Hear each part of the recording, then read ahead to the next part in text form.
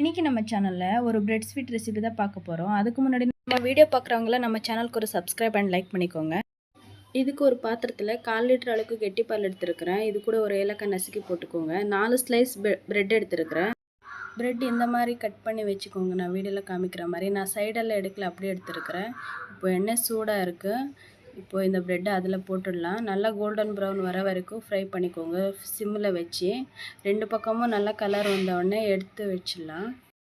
இப்போது ஒரு பாத்திரத்தில் 1/4 கிலோ அளவுக்கு சர்க்கரை எடுத்துருக்கேன். இந்த பாகு வந்துட்டு கொஞ்சம் திக்கான பதத்தில் கொஞ்சம் பிசு பிசு போட்டுற மாதிரி இருக்கணும். இப்போ நம்ம ஃப்ரை பண்ணி வச்ச ப்ரெட் இதில் போட்டு 2 நிமிஷம் ஊற வச்சிடலாம். திருப்பி போட்டுக்கோங்க அப்படியே. இப்போ தனியாக எடுத்து வச்சுருக்கிறேன். இப்போ ஒரு பிளேட்டில் எடுத்து வச்சுருந்த ப்ரெட் போட்டுக்கலாம். கூடவே நம்ம கட் பண்ணி வச்சுருந்த பாதாம் அப்படியே தூவி விட்டுக்கலாம். நீங்கள் வேணாலும் பாதாம் கொஞ்சம் ஃப்ரை பண்ணிட்டு கூட கட் பண்ணி போட்டுக்கலாம். நான் அப்படியே போட்டுருக்கிறேன்.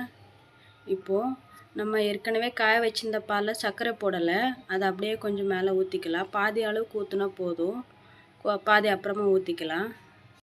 இது கூடவே உங்களுக்கு பிடிக்கனா கண்டன்ஸ்ட் மில்க் கூட சேர்த்துக்கலாம். ஆனால் நான் இன்றைக்கி சேர்க்கலை. நான் பாதாம் பவுட்ரு தான் சேர்க்க போகிறேன்.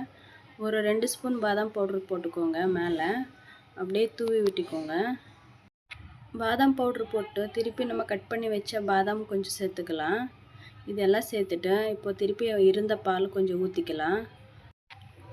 கொஞ்சம் இது பால் இழுத்த உடனே கொஞ்சம் அப்புறமா ஊற்றிக்கலாம். இப்போது திருப்பி இன்னொரு லேயரில் நம்ம கட் பண்ணி வச்ச பாதாம் இன்னும் கொஞ்சம் சேர்க்குறேன். இப்போது ரொம்பவே டேஸ்டியான பிரெட் ஸ்வீட் ரெடி. நம்ம வீடியோ பார்க்குறவங்கள நம்ம சேனலுக்கு ஒரு சப்ஸ்கிரைப் பண்ணிக்கோங்க, அப்படியே லைக் பண்ணிக்கோங்க. தேங்க்ஸ் ஃபார் வாட்சிங்.